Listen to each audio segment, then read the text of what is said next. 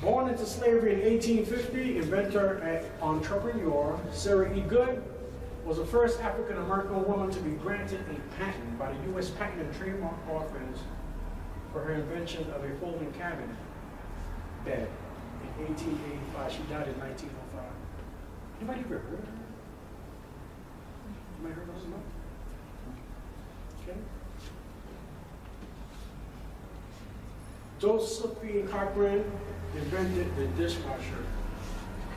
She believed that if you want something done right, you better do it yourself. You agree with that, Professor Wilson? Do it yourself, right?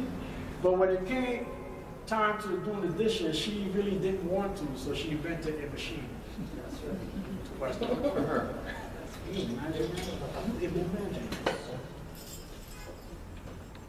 One such morning while she was up in her elbows and soap, so she had an epiphany. Why not invent a dishwashing machine herself? Consumed with the idea, she immediately went into the library to think it through. Forget it, she was holding a cup in her hand. Within half an hour, Cochran had the basic concept for the first mechanical dishwasher. Just like she had been doing by hand, it held the dishes securely in a rack while the pressure of the spring water cleaned them off. In 1912, at 73 years old, Cochran was still personally selling her machines. She died in 1913. In 1960, her company was bought out by Hubbard, which became KitchenAid, and is now the Whirlpool Corporation. Cochran is considered the founder. Anybody ever know this? This is a Black History moment. Here's Granville T. Woods was born in Columbus to free African Americans. He held various engineering and industrial jobs before establishing a company to develop electrical apparatus. He's known as the Black Edison. He registered nearly 60 patents in his lifetime, including a telephone transmitter. You see a telephone right there? That's a transmitted microwave frequency signal, right? In digital pulses, right? In the electromagnetic frequency spectrum. Here he is.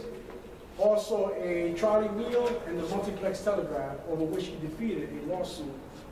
Can you imagine Thomas Edison trying to sue for copyright? Could you imagine copyright infringement? And he's an unsung hero. He died in 1910. Here's some, now we've heard of Lewis Latimer, right? Raise your hands if you heard of Lewis Latimer. Latimer. okay. The light bulb, all right? Here we go. Yes. You heard it, right? Thank you. Lewis Howard Latimer was an inventor and draftsman, best known for his contributions to the patent of the light bulb and the telephone. He was born in Chelsea, Massachusetts, to parents who had fled slavery. Can you imagine that? Latimer learned the art of mechanical drawing while working at a patent firm. Over the course of his career as a draftsman, Latimer worked closely, I say, with Thomas Edison and Alexander Graham Bell. In addition to designing his own inventions, he died in Flushing, New York on December 11, 1928, not too long ago. And here's Benjamin Banneker, a surveyor, astrologer. He did it all too.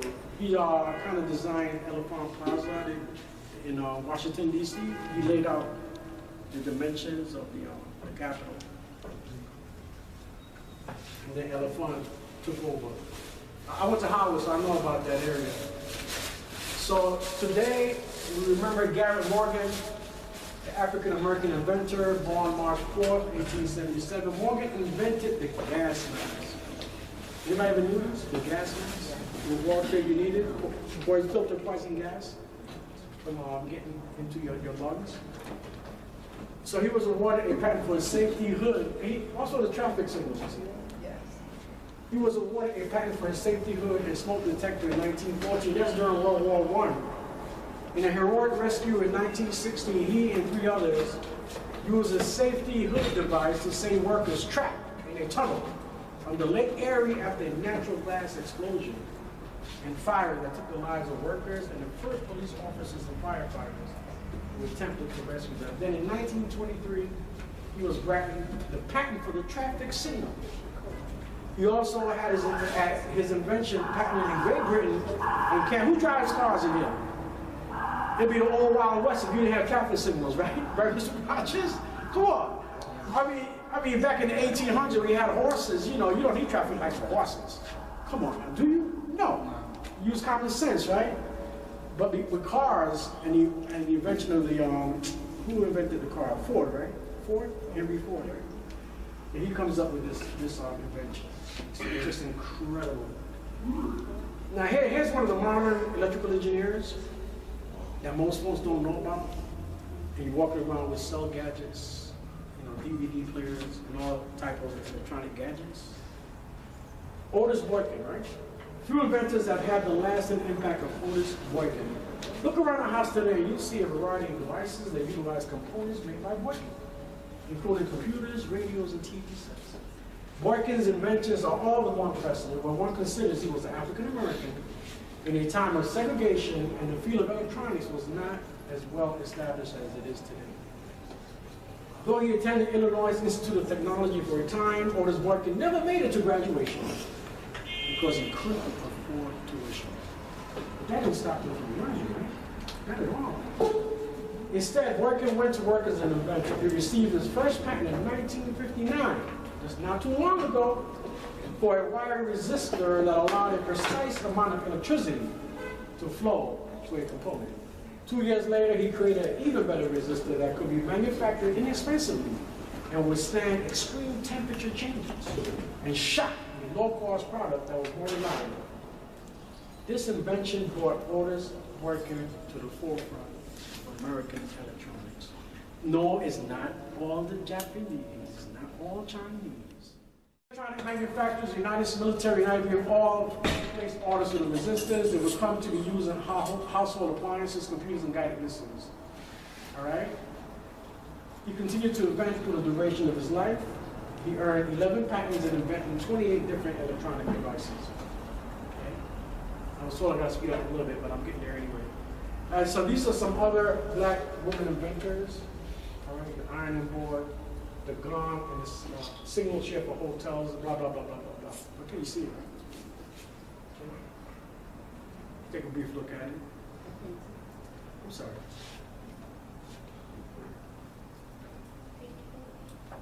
Okay, I'm only the messenger, so I definitely cite sources, right? So don't beat up on the messenger, right? Now, good timing. We have the Negro League, right? Started in 1920, dismantled in 1950. Because Jackie Robinson was the first Negro to play for the Dodgers in 1947. So a lot of those Negro players moved into the white-owned American League. So these are some of the ball players. Also, so most people believe that hockey was invented by the Canadians. 25 years before the Negro League baseball in the United States, 22 years before the birth of National Hockey League, 22 years before the National Hockey League, the Colored League would emerge as a premier force in Canadian hockey and supply the resilience necessary to preserve a unique culture which exists to this day. Unfortunately, their contributions were conveniently ignored or simply stolen, as white teams and hockey officials, influenced by the Black League, copied elements of the black style who sought to take self-credit for black hockey innovations. And you can get this, you can just Google this, and you'll see they have videotapes on there. And here we are, the close, okay? Carter G. Woodson, surrounded by books, Martin Luther King's. And life's most persistent and urgent question for Dr. King was, what are you doing for others? All right? And Benjamin Banneker was quoted as saying, where there are no uniforms, there will probably be no armies. That goes back to the Roman empires as well.